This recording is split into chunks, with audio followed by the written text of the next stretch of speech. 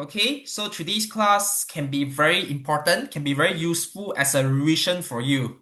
So this is something that I have promised you that I will give it to you, which is what we talk about as scope of studies. Okay, scope of studies, the things that you need to know for every single chapter. Okay, so get ready with a piece of A4 paper. Okay, A4 paper or your iPad and your pen or your highlighter, whatever it is, write down what I want you to study for every single chapter. Now, this is what you all have been expecting, like what you all have been waiting for.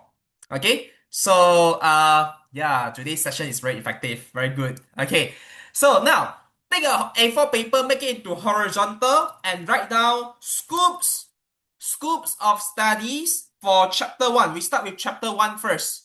Okay, chapter 1. There are important things that I want you to focus on when you revise. Okay, so take an A4 paper, make it horizontal. Okay, and I would like you to write down the things that you need to know for chapter 1. Okay, so chapter 1 is the fundamental of economics, but that does not mean that it is not important. There are still important things and concepts and graphs that you will need to know and confirm will be assessed in paper 1 and paper 2. Especially paper 1. For sure you will have it. Okay? But before we delve in deeper, chapter 1 is the fundamental. So the first thing that you need to know is basic economic problem. Okay? So you write like this. You take an A4 paper, make it into horizontal and write down inside. Okay? These are the things that I will need you to study. Now, one A4 paper for one topic. Don't campur, don't squeeze in. Okay? One A4 paper for one topic only. Okay, so I will give you some notes here. Okay, when you study basic economic problem, so this is the fundamental, right? The first concept that you learn.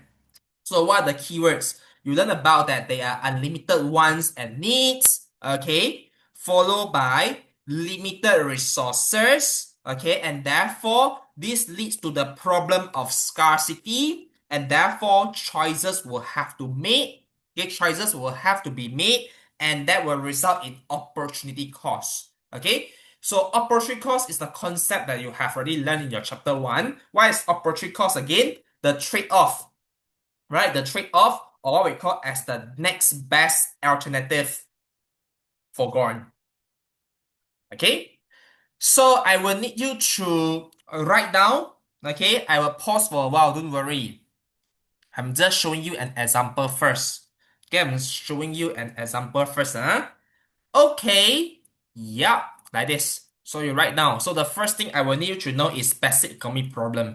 So therefore, whenever I talk about basic economic problem or the problem of scarcity, you can always relate to this explanation. Okay, they are unlimited wants and needs, but the resources are limited. Okay, so basically, the basic economic problem relates to the idea of scarcity.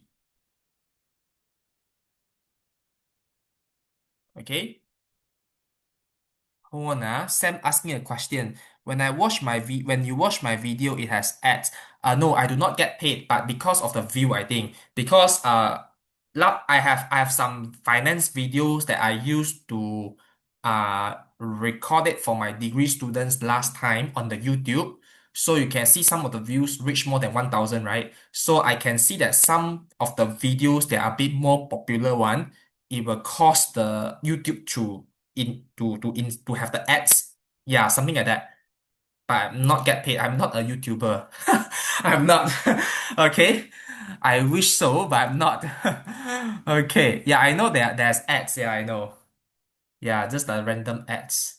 Okay. Okay.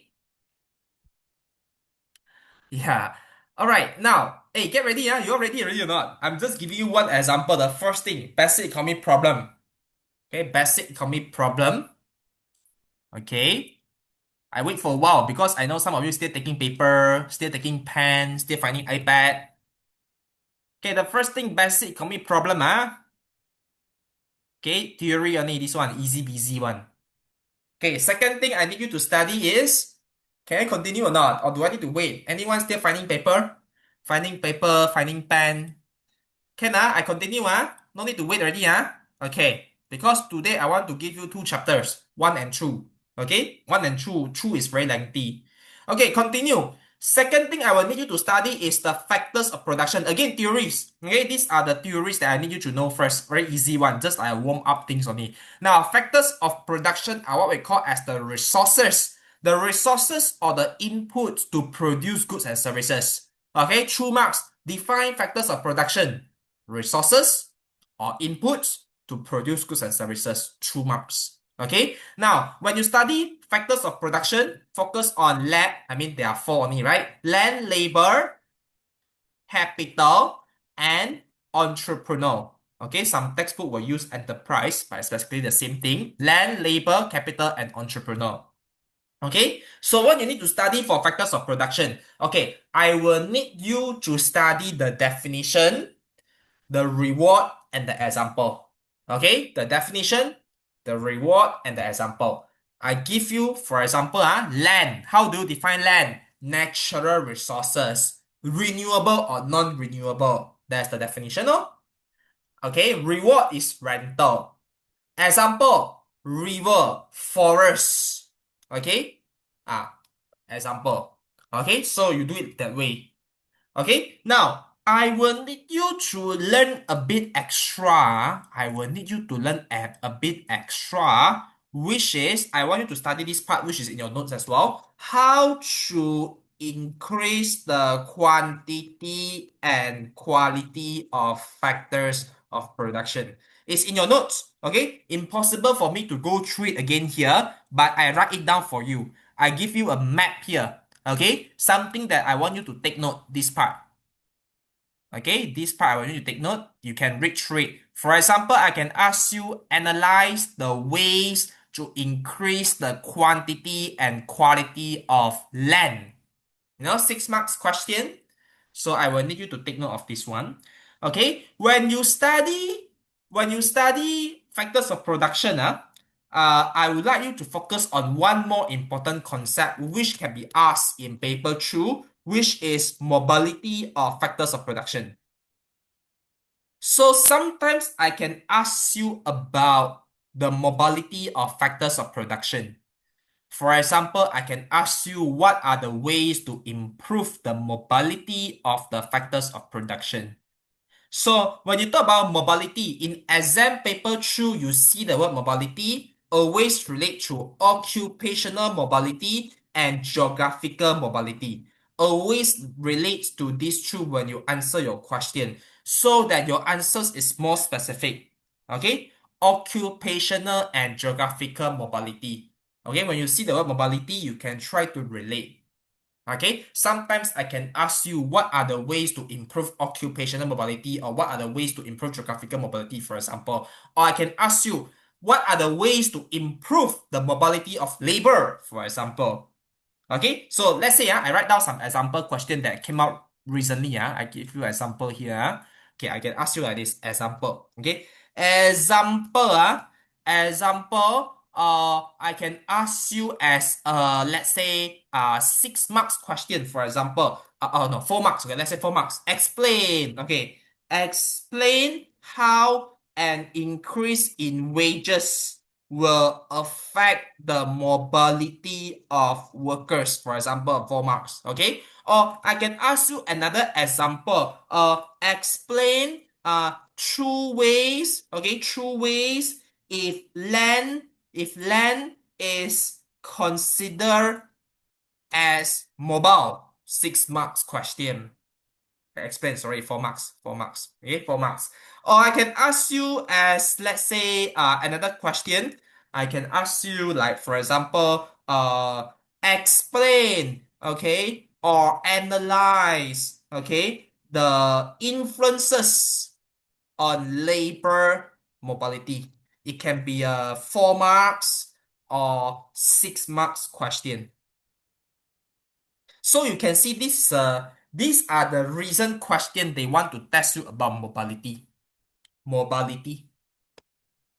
Okay?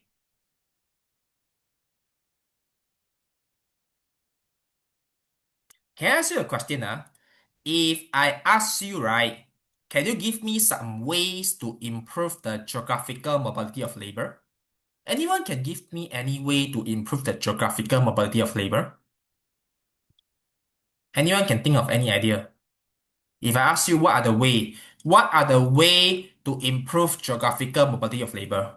Transportation, cheaper transportation. Good. What else? Lower housing price also can, ah. Lower housing price, okay, can increase geographical mobility of labor. Why, ah?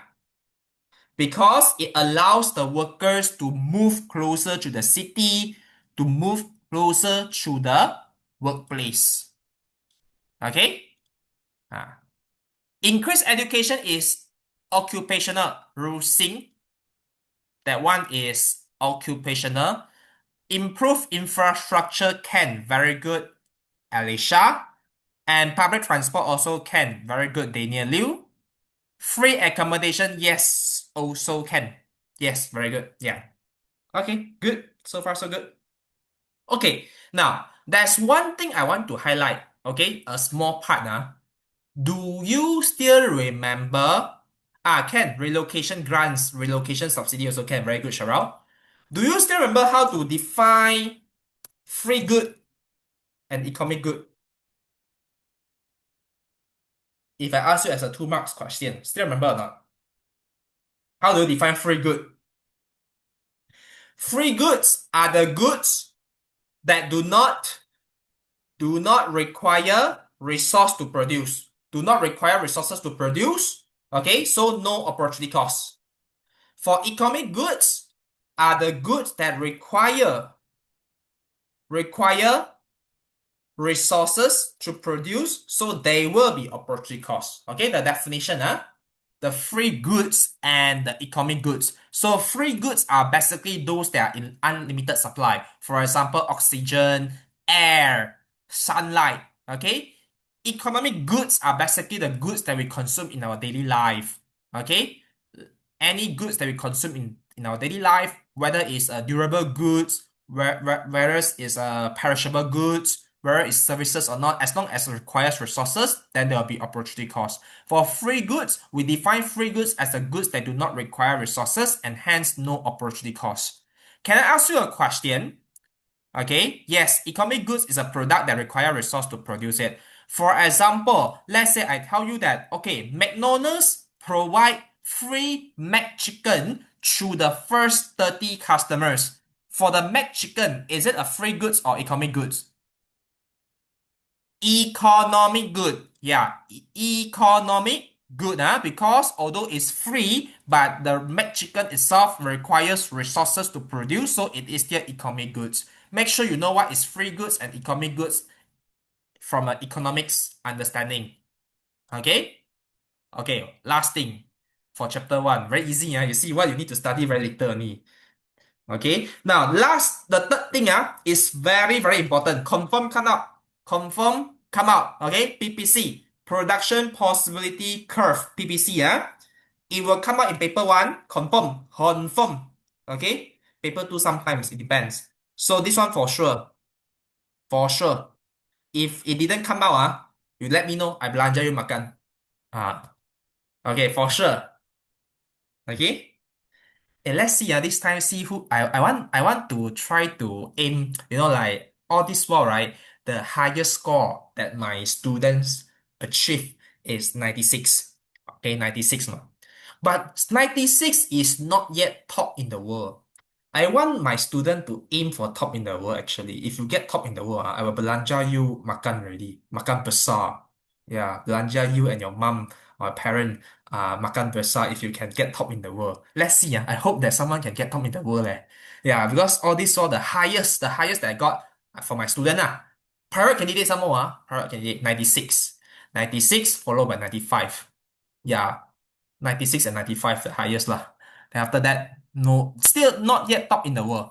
Yeah. I can see the paper 1 Sam. Yeah. For this exam intake, I get to see your paper after 2 hours of your exam for some reason. Yeah, so therefore I can see your papers. Okay, now okay, for sure it will come out. So what you need to study, Okay, what you need to study. Okay. I would need you to study the calculation of opportunity cost from PPC. Simple one. This is for paper one. Paper one only this one. It will not come out in paper two for this one calculation. Okay. I will need you to know what the points indicate. Okay. So I will need you to know the indication of points. Okay. Indication of points. Like what does the point mean on the PPC? And the movement of points. This one you need to know. Okay. And the most important one, the shift of the PPC. The shift of the PPC, the factors that could result in the shift of PPC. This one, three things only, but super duper important. You cannot skip. No shortcut. By hook or by crook, you must study it. If not, you are cooked. Okay. Yeah. Top in the world means the highest score. Right? Top in the world is the highest score, right? Yeah, because my students right got 96, but still not top in the world yet because there are people who got 97 and 98. So meaning to say, if I want my student to aim top in the world, I will need them to score 97 or 98 and above. Top in the world, like more than that. I don't know how much it is because last time when my student got 96 marks, when then we found out there are people who got 97, 98. So I'm not sure what is the exact mark to get top in the world. Yeah. Okay. But impossible, right, Jason? Can get 100% for both papers, man. I don't think paper two can get 100%. But paper one can, My students, right, who got 96 or 95, right, they got full marks in paper one. Yeah. Okay, paper one doable, Paper one doable. Only paper two. Yeah, paper two can be a bit subjective, so sometimes not full marks, maybe near to full marks lah. Okay, Alicia, your question, calculation. Calculation means I give you PPC, you calculate the opportunity cost for me lah. For example, when I choose to produce more consumer goods, what will be the opportunity cost? When I choose to produce more consumer goods, you calculate for me from the PPC itself is for MCQ. Okay, for MCQ. Now, this part itself can be very tricky one, although it looks simple, although there are only three things I want you to study for exam. Okay, first of all, I explain to you one by one first. Okay, take note a bit for this part three. Point number three important. Okay, calculation, you know what it means already, right? It will come out in paper one. Indication of points or movement of points means what? Okay, indication of points means you need to know what does the point mean. For example, okay, let's say I draw PPC curve very simple here. Very, very simple one. Okay. Let me just show you an example. Okay, so I draw y-axis and x-axis, and then I draw a PPC curve, for example.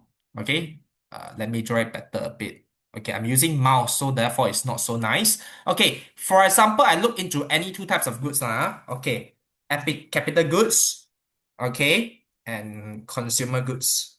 Okay, any two types of goods, and this is PPC. Okay, very simple question first. For example, let's say I ask you, for example, when the point is on the boundary of PPC, what does it mean? Okay, that's the indication of points. Okay, when the point is on the boundary of PPC, what does it mean? Okay, it means very efficient, right? Very efficient. So remember the smiling face. Okay, when the point is inside the boundary of PPC, what does it mean? Oh, that means it's inefficient. You can produce more with all your idle resources. Okay. Oh, when the points is outside of the PPC, what does it mean? Oh, that means it's unattainable because you do not have the resources. Okay, so that's what we call as the indication of points. Now, movement of points means what? Means you must be able to see lah. For example, okay, let's say at first you are producing more capital goods and less consumer goods. Now you move to point here. Okay, at this point, pink color here, what can you see? You are still very efficient on the boundary of PPC, but here you are producing more consumer goods and less capital goods. That's called movement. Movement of points. Okay, movement of points.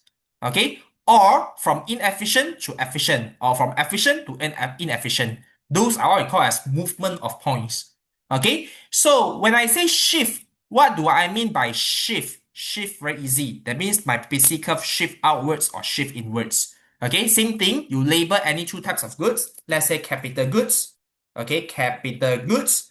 Okay, and then consumer goods, for example. Any two type of goods, you can label as agricultural goods and manufactured goods also can.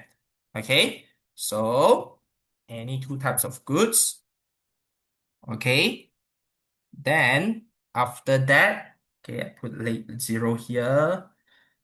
Okay, so now same thing.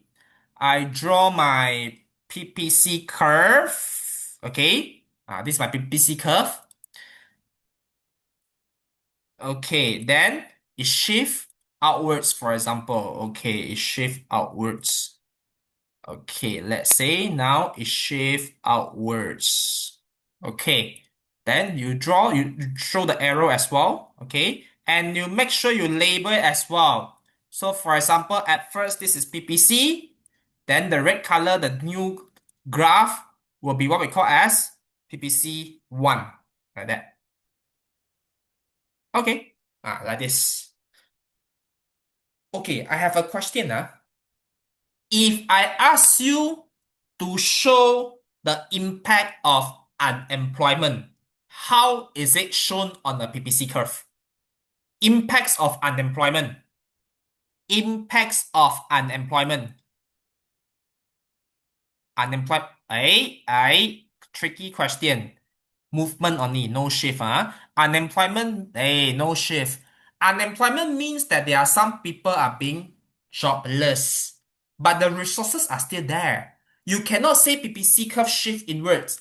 PPC curve shift inwards if the resources are being destroyed, are no longer there, are used up, are depleted. So when there is a fall in the quantity and quality of resources, then only it will shift inwards. But then when I say a rise in unemployment, means that there are people being left idle, underutilized, jobless. So the answer is the movement of points from efficient to inefficient. This question, when it comes out in paper one, a lot of people will make mistake. It's a tricky question. Yes, Isaac, you are right. The points will move from outside to inside. That means there are resources being left idle or underutilized. From this smiling face to crying face. I need to draw crying face, sorry. Crying face, not efficient. Crying face. Crying face. Not efficient. Crying face. Okay? From efficient to inefficient. Okay, one more thing I test you, see who remember. When I want to say my PPC curve shift outwards, right? Okay, when my PPC curve shift outwards, okay, when my PPC curve shift outwards, I can always say like this, okay, when it shift outwards in paper 2, right? Okay, when it shift outwards, I can say this results in economic growth, okay, okay, resulting in an increase of what? What is the keyword I can use, okay, to explain the PPC curve shifting outwards? Let me write down first. You think about the keywords. If the PPC curve shift outwards, okay, what is the keyword that I can use to explain it? Because when you are able to write like this, you get one more mark, So for example, let's say in let's say for example this scenario, PPC curve shift outwards, right? Okay, PPC curve shift outwards. So I can say this result in economic growth. Very good, you get one mark. And you can use this point as well, resulting in an increase of what in the economy. You can get 2 marks here actually. So 1 mark for economic growth, 1 mark for this keyword. So what is the keyword that you can think of? Productive. No, no, I think no one can give me the right answers. Productive. Lucas got it right. Lucas got it right. Lucas Leong got it right. Productive capacity. If the PPC curve shift outwards or inwards, you can use this word productive capacity. When it is only movement, you cannot use. But if it's shift, if it's a shift, then you can use this word productive capacity in the economy. Very important keywords that I will need you to know. If the PPC curve shift outwards, an increase of productive capacity. If the PPC curve shift inwards, a decline in the productive capacity. Productive capacity. Productive capacity is the word that you can use to describe the shift of the PPC curve. But if it's just a movement, if it's just the movement, you cannot use the word productive capacity. If it is the movement, you cannot use the word productive capacity. That's for paper two. Okay, paper two. That's all you need to know for chapter one. Do not say GDP because it's a bit far. You can say total output. I will still give you mark. Total output can, but do not use the word GDP because that is uh a bit vague, I would say. Not to say it will relate to the total GDP. Yeah, so you use the word total output, that will be better. Okay, that's the thing you need to know for chapter one. I tell you what you need to study, so you go back and read those parts that I said here.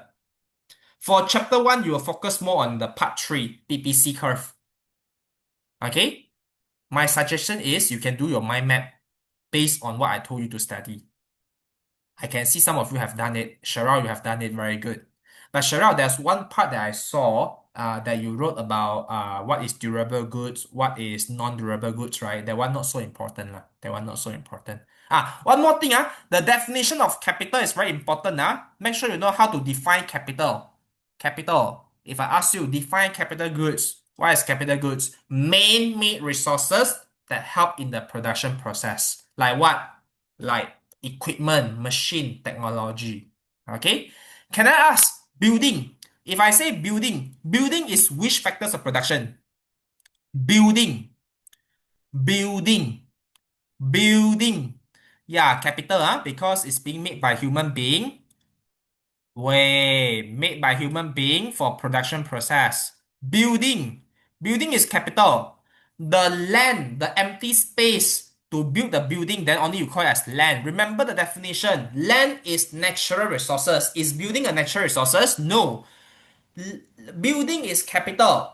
Because building is being made by human being to help with the production process. Don't make mistake. Yeah. Don't make mistake. If not how to get top in the world. I really hope that some of you can, like, at least one of you get top in the world. Anyone want to aim for top in the world? Okay. Okay. So far, so good. Any question or not? Chapter 1. Do I need to screenshot this one? I think I need. Okay, wait, by the way, take note. Productive capacity, you can only use this word when there's a shift. I repeat. Don't simply use the word. Like, example, movement. Movement cannot use the word productive capacity. You can only use the word productive capacity if you're talking about the shift. Okay, do not simply use the word.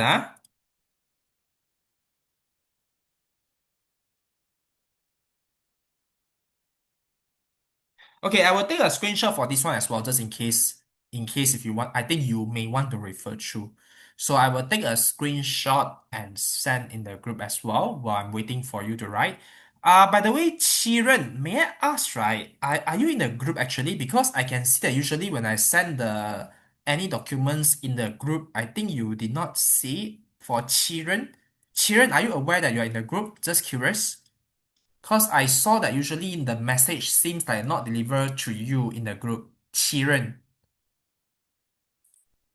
do you receive it? Oh, you are in the group. You receive it, okay? Because I saw that usually I send something in the group. It seems like you did not check it, if I'm not mistaken. Yeah. Okay, got that. Okay. So hold on, let me send the group first. If not, later I forget one. Okay, chapter one done already. Scope of studies, chapter one.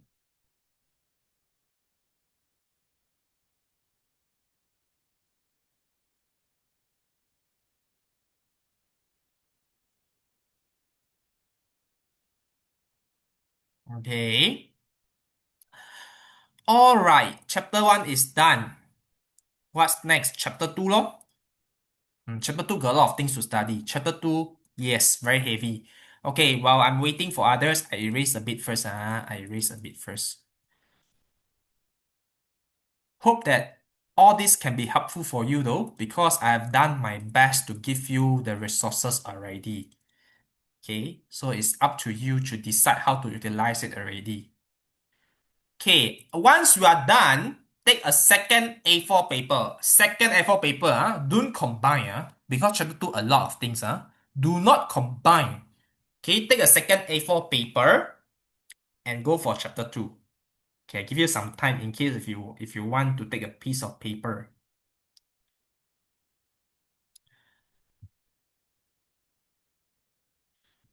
Okay, meanwhile, any question, anything that you want to ask before I move on? Okay, now we will look for scope of studies for chapter 2. Okay, chapter 2, very important. You cannot skip. Okay, hold on. Let's see. You want to use back page also can, up to you. Why not mix? Because chapter 2 got a lot of things, so make sure you have enough space, lor. Chapter 2, very, very a lot of things, a bulky a bit. Okay, bulky. You can use the page at the back, but don't combine together in the same page. Bulky and important chapter. Very important, this one. You cannot skip. Whether you like it or not, you must read. Okay, bulky and important chapter. Okay, so what you will need to know for exam. First thing, the fundamental. Chapter 2 is where you learn demand and supply. Okay, so for example, demand. What you need to know for demand, price factor and non-price factor.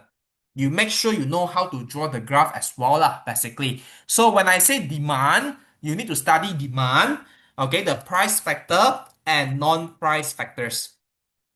Okay, you remember what is non-price factors or not? Non-price factors are the factors that will shift the demand curve. That means we call it as increase or decrease demand due to non-price factors. That means factors other than prices. Like what? For example, like income. Okay, income that represents the purchasing power. Okay, income. Okay, what else?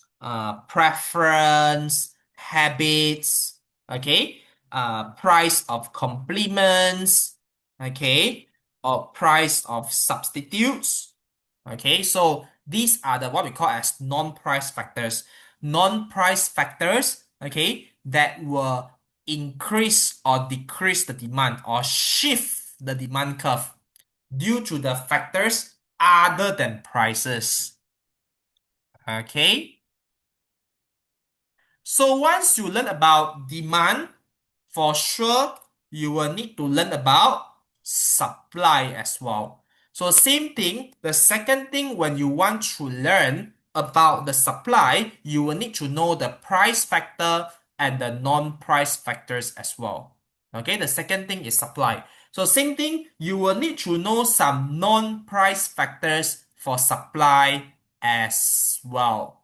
So non-price factors means what are the factors other than the prices that will shift the supply curve. For example, okay, cost of production. For example, taxes or subsidy will influence the supply curve, will result in the shift of the supply curve. Okay, technological advancement or the productivity will also influence the supply curve.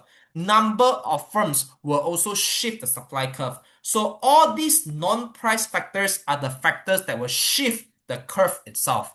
Nothing to do with the price. Okay, so we call it as a non-price factors.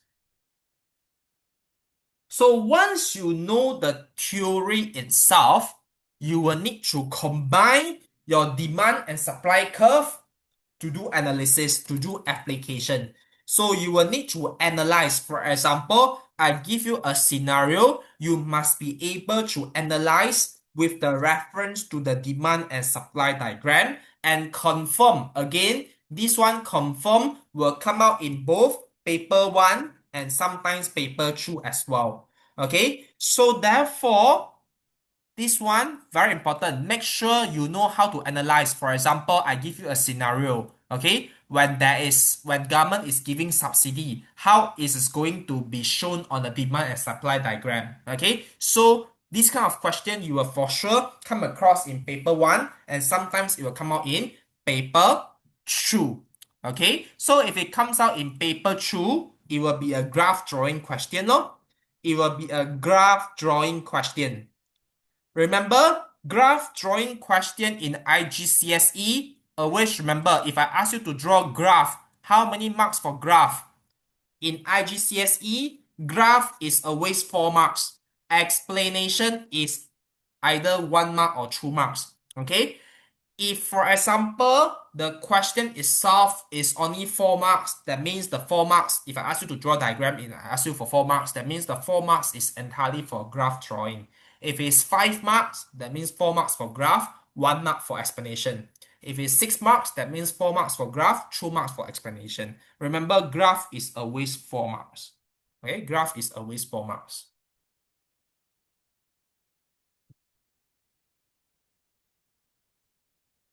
Yes, correct.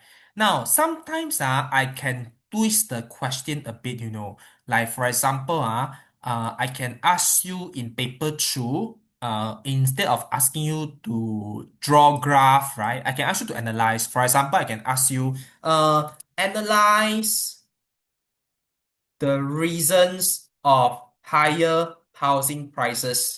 It can be a 6 marks question. The reason of higher housing prices, you can answer the question with the use of demand and supply knowledge. Like for example, higher population, higher income, okay, or higher cost of production, so lower supply. So meaning to say, although I'm not asking as a graph drawing question, right? I can ask you as a theory question like this. Analyze the reason of higher housing prices, and you you can answer with the reference to demand and supply knowledge. Okay, so therefore this part, sometimes I may not ask you demand and supply directly, but I can ask you a question that requires you to relate to your demand and supply knowledge. This is an example. Okay, this is an example. Okay. Now, I want to talk about a bit tips. Paper two, in paper two, you surely have one question asking you to draw graph. Confirm. Paper two confirm got one question asking you to draw graph, which means in paper two confirm got 4 marks for graph. Confirm. Okay. Based on my observation, usually is either PPC or demand and supply. Either one. You ask me, teacher, can they ask something about cost? In paper two, asking you to draw cost diagram. Very rare. It only came out once in February, March. So not so lah. Not so. Okay. So if you ask me, paper two graph drawing question usually is either PPC or demand and supply.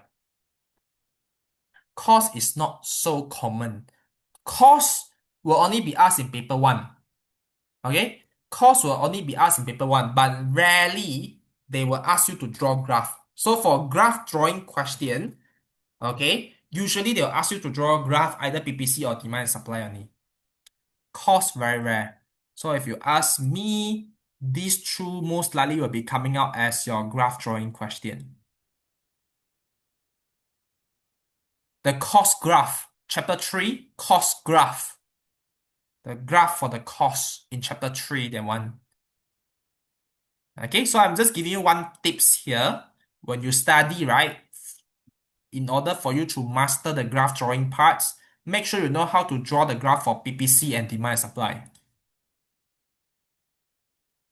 The cost graph are for paper one usually. Okay.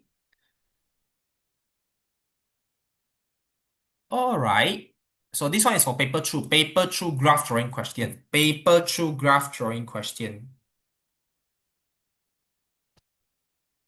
Okay. So far, so good.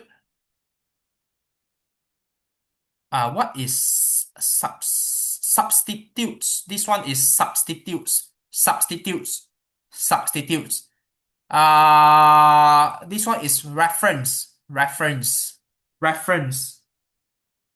Okay, now next part you cannot skip. Next part, students will not like it, but you cannot skip at all. Elasticity. This is another part. By hook or by crook, you must learn it. If not, you are going to get cooked already, this one. Elasticity. You cannot skip at all. Okay, elasticity, you may not like it, but you must figure a way to master the part on elasticity. You cannot skip. Okay, you cannot skip. What you need to study for elasticity? A lot. So you write down what I want you to study. You must study PD and PS. Okay, so what you need to study for PD? Okay, I will need you to know a number of things here. A lot, definitely a lot. No choice. Okay, PD, I will need to know the definition, the calculation. Okay, the five types of PD, and the most important, the determinants of PD. What is determinants of PD? Determinants of PD means the factors that will influence the elasticity of the product, the PD of the product. Very, very, very, very important, this one. Okay? Same thing for PS. What I will need you to study, I will need you to know the definition, the five types of the PS, okay, definition, calculation, the five types of the PS, and the determinants of PS. What are the factors that will influence the PS of the product, the elasticity of supply of the product? What makes the product to be more elastic in terms of supply? What are the factors that make the product, make the supply to be more price inelastic? So you will need to know the determinants and factors. So I will need you to highlight this part because it's super duper important. Determinants or the factors here. Very, very important because I can ask you this in paper 2. Bear in mind, do not confuse these factors with these factors. Different thing. Okay, I repeat one more time. Everyone listen. The determinants or the factors over here are about the factors that influence the elasticity. Okay, but the factors over here are to explain the shift of the demand and supply curve.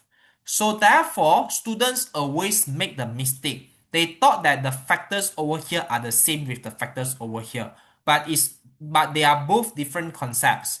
The factors over here are to explain the shift of demand and supply curve. Okay, but the factors over here are to explain the elasticity, the factors that influence the elasticity of the product. Okay, so different things. Okay, different things. Now you say, well, but teacher, I think no time to study leh. How Yeah, no time study, but let's say you want to aim for a pass only, right? Okay, I help you to make it shorter. There are five types of PD and PS, right? You study two types only. You study the elastic and inelastic only cukup. No time already what? You say no time, you want to aim for a pass only, right? Okay, no choice lor. Then you study, you must ensure you know what it mean by elastic and inelastic. You have no time to study unitary, perfectly elastic and perfectly inelastic, right? That's fine, no problem, because you are just aiming for a pass, right? Okay, then you must make sure you know very well how do you explain elastic and inelastic. So I do not expect you to learn the five types if you do not have time.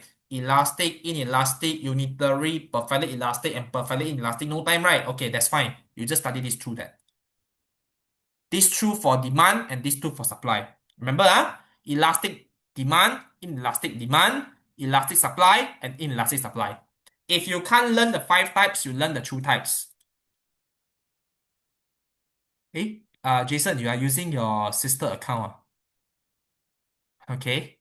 All right. Now, so elasticity is very important. You cannot skip.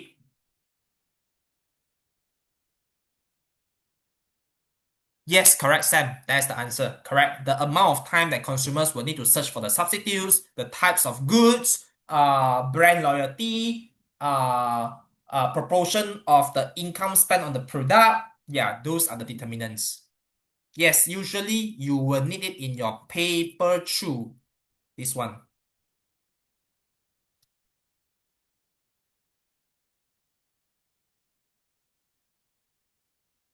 Wow, very confident, Okay, good. All right, now number 5. A lot of things. Chapter 2, no choice lah. A lot of things you must study lah. Okay. Number 5. There are three types of economic system, right? Three types of economic system. Okay. So I will need you to know the three types. I will tell you what to study. Hold on first. Let me draw some arrow here first. Okay, I will need you to know the three types of economy, which are market economy. Market means free market.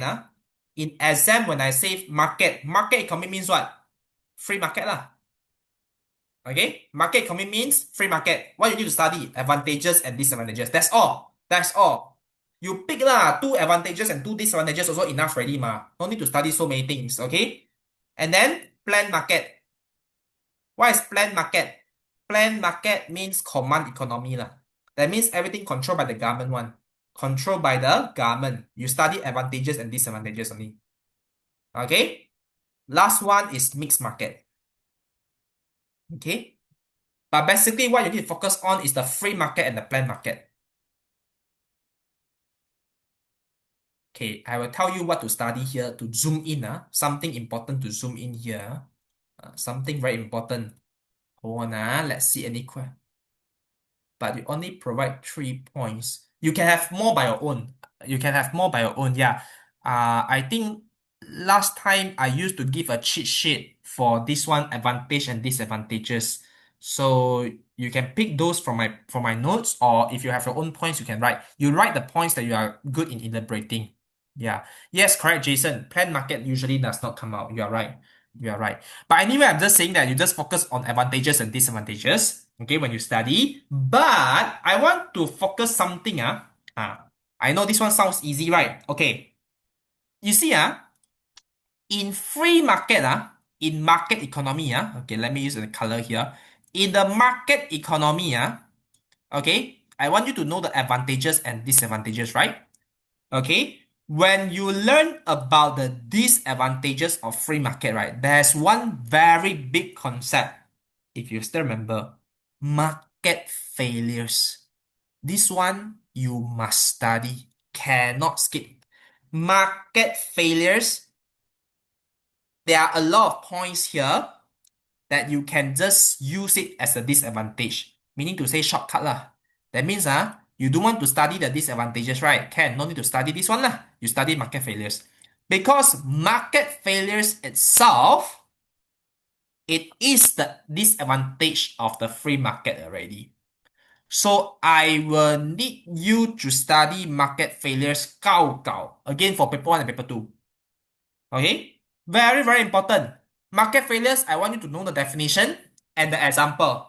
For example, lack of public goods. Okay? Underproduction and underconsumption of merit goods. You write the full one, I just write short form here. Okay? Overproduction and overconsumption of the merit goods. Okay? What else? Externalities. Yeah, do not forget externalities. Okay, and also monopoly. This part here is all theory, but you must read. You cannot skip market failures. You will need the concept here to write into answers. Again, paper 2. You will need it. Paper 1 and paper 2 lah, basically. You will need the concept of market failures. You can't run away from market failures. So you can use the example of market failures that you learn as disadvantage to the free market. So whatever example that you have learned here, you can use it as the disadvantage of free market directly. No need to learn anything extra. But my concern is you must really study this one market failures, You cannot just understand like this verbally. For example, you must be able to explain the lack of public goods. Why public goods are not being provided in free market? Because it's non-excludable and non-rivalry. You must have the keywords, You must really know the keywords. For example, when you learn about externalities, you learn positive externalities and negative externalities. You must know the words. You must know the term. So externalities, you have external benefits and external costs. You must be able to explain that. For example, you say demerit goods. Demerit goods are bad. Why? because it may be harmful for others or it may have external cost to the others. You must have the keywords for you to explain the market failures. So market failures here is a very important concept. Now, at least there's no graph. You see, just now, right, when you talk about elasticity here, a bit heavy because you got graph. You must learn the graph. You must learn the graph, right? This one, there will be graph. Okay, there will be graph. But then market failures, there is no any graph that you will need to know. Okay, so this one you will have graph for elasticity, but market failures only theories. Okay, again, yeah, I know it's heavy, but you cannot skip. Okay, you cannot skip. So you must read, market failures, you must read the theories, again, if you have no time, you just pick lah. Let's say you really just want to aim for pass, right? Okay lah, you pick two law. Then you study lack of public goods and externalities only lah. Or monopoly only lah. Just pick any two lor. No time already, but if let's say you really no time. Okay. Can so far so good Same thing for planned market or command economy, right? Okay. When you learn about the disadvantages, you can link through the concept of government failure. You remember you learned about government failure? Like government is trying to help, but they will make things worse, right? Government failures. So when you talk about disadvantages of the planned markets, right? Okay, you can relate to the concept of government failures. Something that you can write in your paper through. Government failures. What are the example of government failures that you learn? For example, government is very inefficient, bureaucracy, okay, bureaucracy, time lag, okay, slow decision making, okay, and also corruption. These are the answers you can write to talk about the disadvantage of government intervention. Government may want to help, but they may make some mistakes. It may result in government failures. So something that you can write as a disadvantage.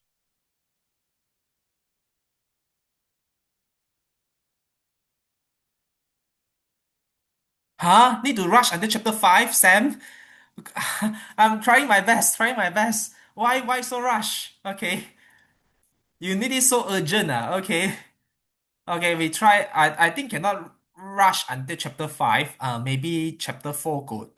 Later, to chapter 2, still a lot of things to talk about. Almost done already, chapter 2. Hold on, Okay, so 5 things to study already, No choice. A lot of things to study. No choice, Okay, chapter 6, chapter 6 pula. Number 6, last thing already. Last. Okay, last one.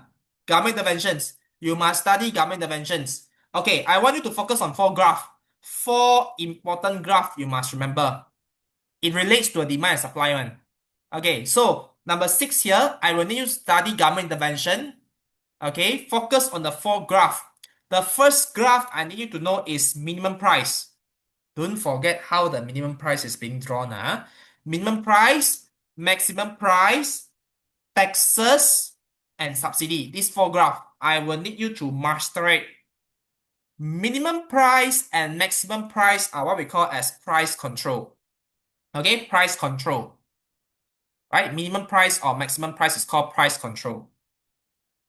Okay, so these 4 graphs are very, very important. Okay, these 4 graphs are very important.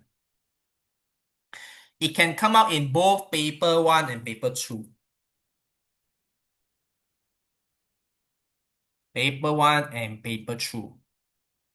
Okay, now when you talk about government intervention, right? Recently, sometimes they may ask you the advantages and disadvantages of private and public sector. Remember, we do the question like whether the hospital or the school should be provided by the private or public sector, right? So I will need you to know the advantages and disadvantages of private and public sector. And also I will need you to know the privatization and nationalization. Okay, the advantages and disadvantages. This one is a bit new one because I may not include in your notes if I'm not mistaken, but you can Google it and get some points here. I will need you to take note. When you study this part, please remember some points, for the advantages and disadvantages for the private and public sector, and the advantages and disadvantages for the privatization and nationalization. Theory. These two are theory, but the graph are these four. 1, 2, 3, 4. For graph, I want you to know. For graph.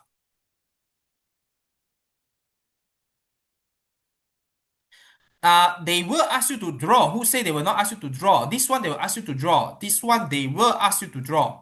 They will. Because it still relate to what? It still relate to graph drawing question, demand and supply.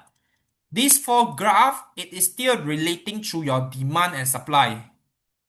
So they will ask you to draw. Last exam intake, they ask you, analyze the use of a demand and supply diagram, the impact of the subsidy on genes, for example. Okay, the impacts of subsidy on genes, for example. Okay, now may I ask for minimum price, should the minimum price be above or below the equilibrium? Minimum price. Above or below? Uh-oh, wrong. Above. Okay, above.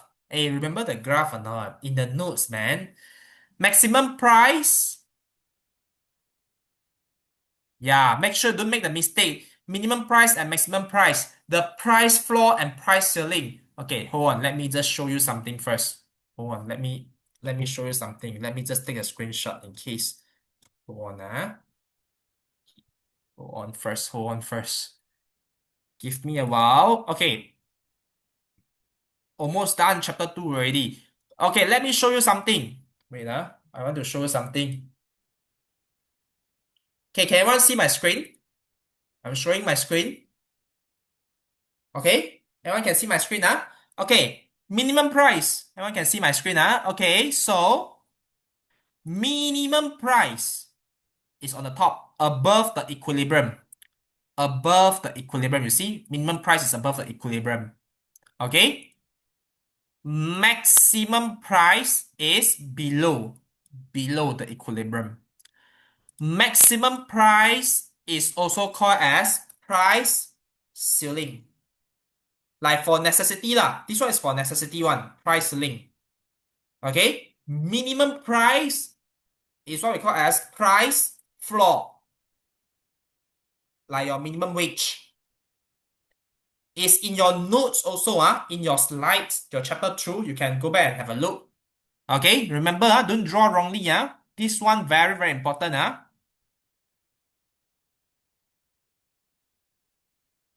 Okay? Maximum price and minimum price.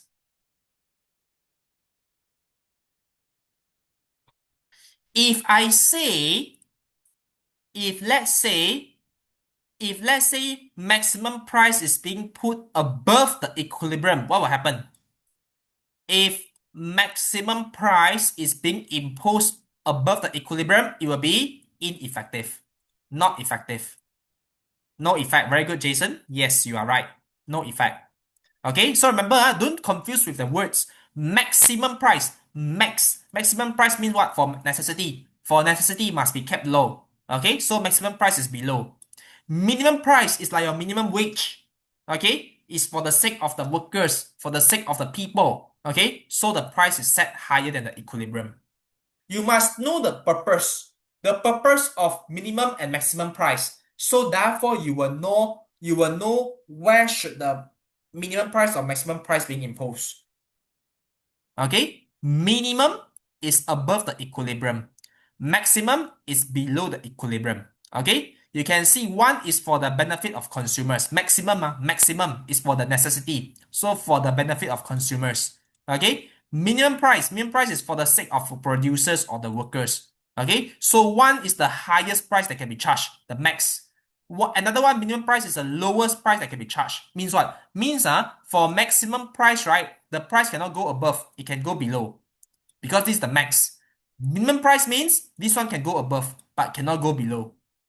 Okay? So make sure you revise maximum price and minimum price.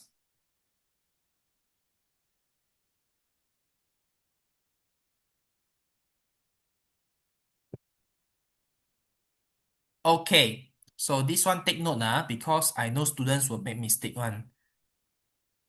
So I give you what you need to study. Then you make sure that whatever I told you to study, you do not miss it.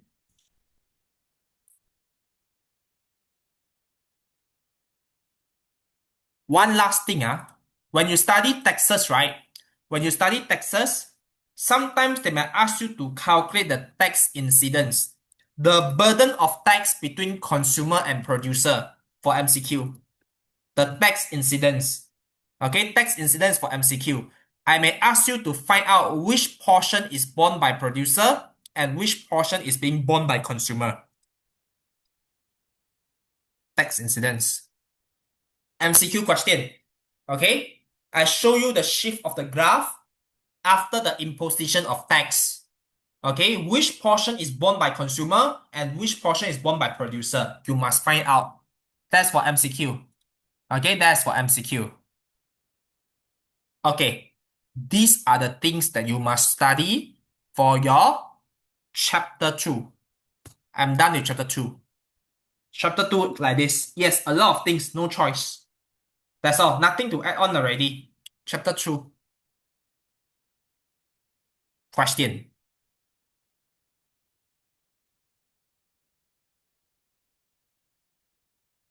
Any question? Again, I will screenshot this one also.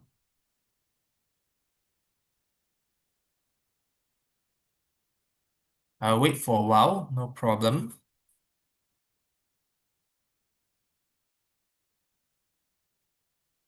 A lot of shortcuts already, man. I already provided a lot of shortcuts. Okay, I screenshot and send the group already because I believe some of you will need it on.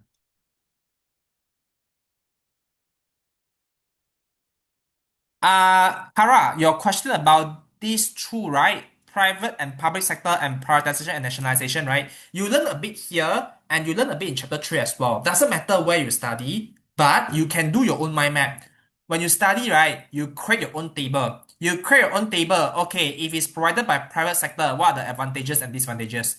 For public sector, what are the advantages and disadvantages? You create your own table for your own reference. You don't follow here. You do not follow here also can, but you can create your own table. But if you follow the latest syllabus format, right, it is in your it is in the government intervention part. Yes, you are right. For Kara, it is under the government intervention, but the theoretical part lah, the theoretical part. Okay. How would they ask? You did this before already. For example, discuss whether or not healthcare should be provided by the private sector. Discuss whether or not the education should be provided by the private sector. You did it before. 8 marks question. Okay? Like that. Yeah, it sounds like a business. Okay, I know some of you need me to wait for a while. I will give you a short break. Jaden, are you okay? Jaden, Zachary? Because I know that today you are not feeling well. Hope everything is okay on your end. Are you okay? Anyone has any question? Yeah, all good or not? Okay. Yeah, cause heard that you are not feeling well today. Okay, I give you a short break. Come back at 8:09. 8:09.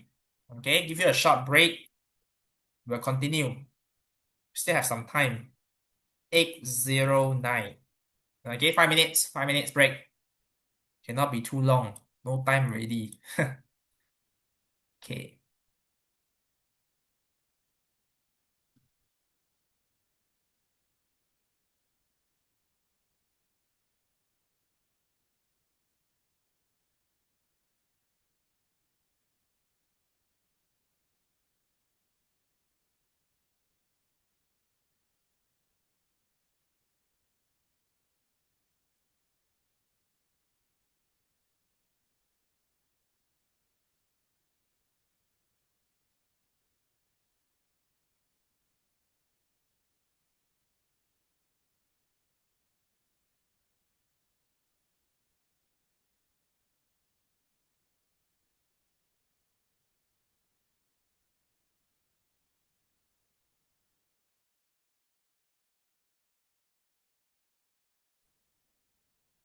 Okay, the first question from Yuesin, what about price mechanism? Yeah, you will learn that term when you learn this market economy, the advantages part here.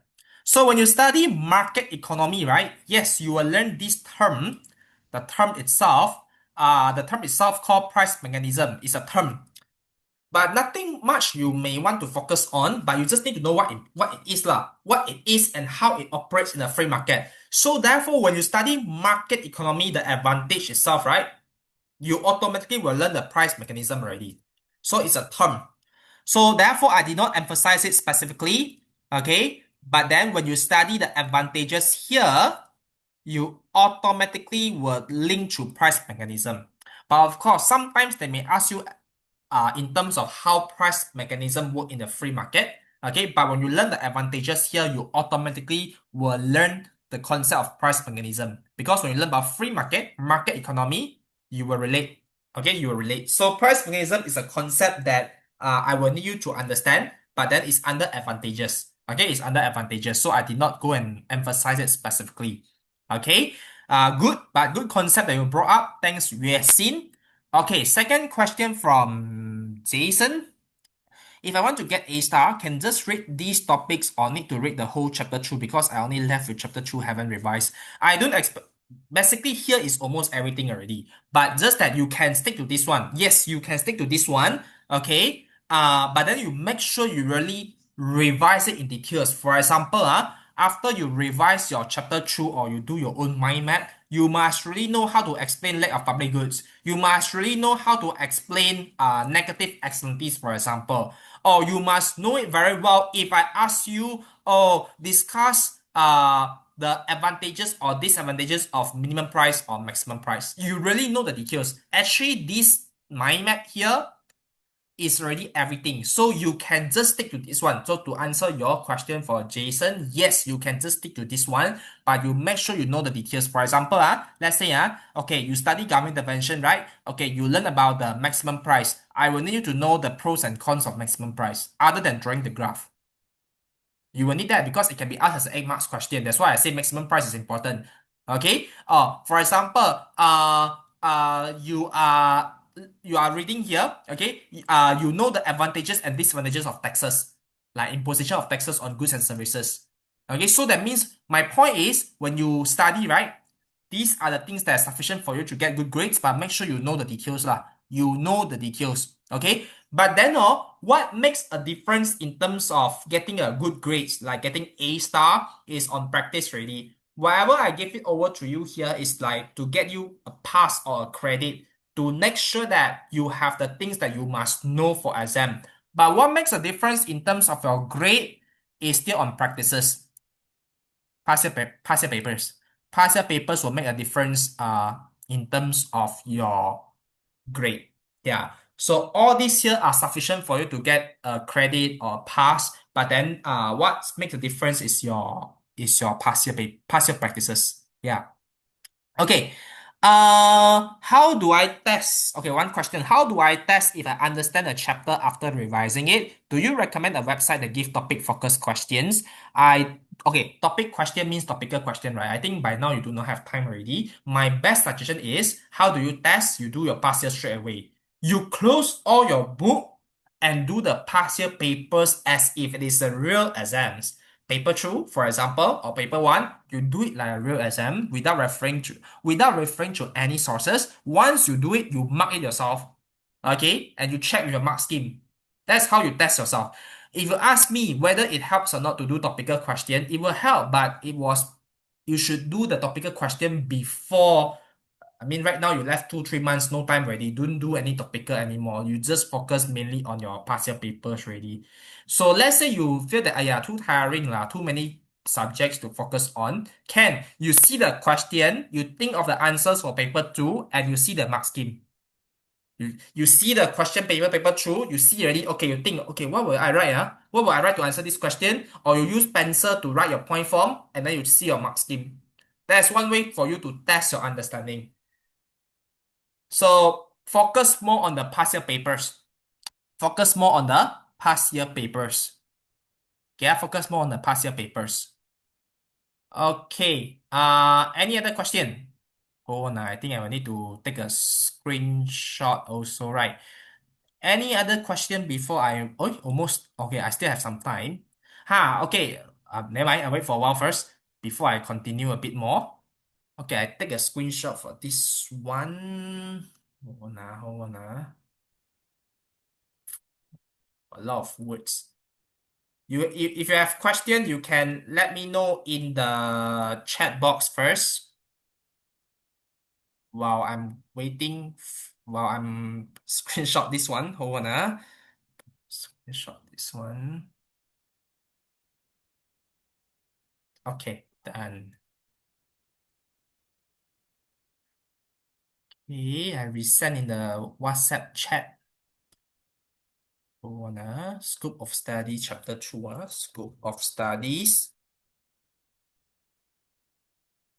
By now, actually, you all should focus more on the past year papers already one. This one is just like extra resources lah. So I really give you all the resources already. So hope that you all can score well. Yeah, actually, you do not have to read the textbook. You just stick to what we have learned from our classes. That will be sufficient also. Hold on, let me go back to my whiteboard. Uh, Okay. Okay, let me stop sharing and continue again. Hold on. Okay, I can start erase a bit. Okay, we still have some time to talk about something first. Let me erase something here. Okay, erase like this first. Okay, now, yeah, if let's say you do not want to read textbook, because now don't have time to read textbook anyway. You just stick to what we have learned, what we have covered so far in our classes. That's sufficient as well. There are always recordings, right? But it's just up to you whether you want to spend some time to watch or not. If let's say you have any part that you are not sure that you're not strong in, so we have the resources. So my point is, by stick to the tuition resources, is okay, is good enough for you to get an Ace or A star. Why? How do I prove that? Because I really got private candidate who rely on the resources to get A star. So can one. It's just up to you how to utilize it, how you manage your time. Okay, so that's one thing to let you know. So that's why your focus is on how to get A or A star. My focus is I want to try my best to get someone to get top in the world. Until now, still don't have yet. Okay, but let's see how. Let's see how that's something that I want to aim for. Okay, so we both have different aims. Okay, but yeah, we see. So the resources are sufficient for you all to get good grades. But just remember, once you are done with all the resources, just do more past year papers. Because during our live classes, right, the past year papers that we can do are very limited. Okay, so I will need you to do more by your own. That will really help in terms of boosting your grade. Okay, now, okay, chapter 2 done already. Chapter 2 done already. Now, chapter 3, remember where to watch or not? 3, where to watch chapter 3? The last week video. I know some of you may not have watched yet. So, chapter 3 and chapter 6, make sure you watch the video that I asked you to watch. Okay?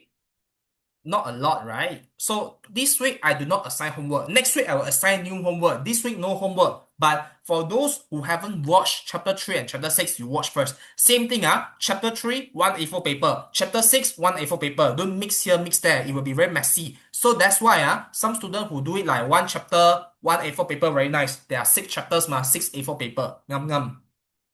Okay, don't forget chapter 3 can be quite lengthy, isn't it? Okay, so we have 6 chapter in total. Chapter 1, chapter 2, okay, chapter 3, chapter 4, 5, and 6, right? Okay, 1, 2, 3, 4, 5, 6. 1 and 2, we are done. Okay, 3 and 6 have been recorded as a video. Okay, next week, what we are going to look into, 4 and 5. Yeah, then by then you finish all scope of studies already. These are like the shortcuts for you already. Okay, so now we talk a bit about chapter 4. Okay, chapter 4, new A4 paper, chapter 4. Chapter 4 onwards is your macro already, Okay, this is your macro. A lot of you are not good in macroeconomics. Chapter 4, not a lot. Not a lot of things. But then is macro concepts. Some of you are not mastering well macro concepts. Okay, so you see, chapter 1, 2, 3 are micro. Okay, micro seems not a problem for majority of you. 4, 5, 6, nightmare. Macro. Okay, some of you will not like it, especially chapter 4 and chapter 6. A lot of students will run away when they see chapter 4 and chapter 6. Okay. Chapter 3 is in the video, Jaden Zachary. The video, you see your WhatsApp group, chapter 3 recorded video, 25 minutes. 25 minutes. You watch the video and you draw it down. You do the mind map yourself. Chapter 3. Because I want to save time. I can only use 2 lessons to do all this scope of study because I want to focus more on past year. Yeah. Okay.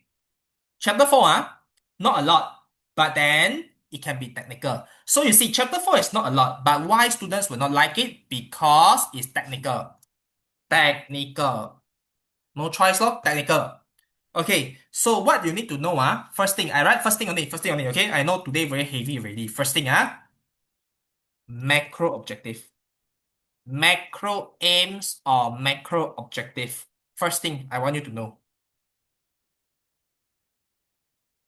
Okay? Now, I'm not asking you to go and memorize all the macro objective. You just choose lah. You choose the macro aims or macro objective that you want to focus on. Okay? Maybe I write few first. Okay, for example, macro objective. What macro objective that you learn? Macro aims that you learn. Okay, for example, you learn about economic growth. Every country is aiming for economic growth. Okay? So what do you mean by economic growth? Higher real GDP. Okay, or higher total output. Okay, second, every country or all the government is aiming for low inflation. Low inflation means what? Price stability. Okay, price stability. Okay, number 3, government is also aiming for low unemployment. Okay, number 4, government also aim for balance of payment stability. Okay, these are the main 4. Okay, but let's say some students say, hey, but teacher, I got other answers. Can I write or not? Like, for example, some countries or some government aim for low poverty. Yes, can.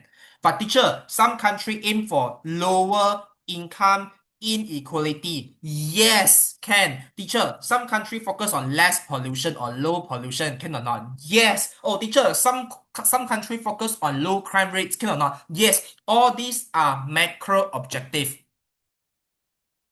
Sounds easy, right?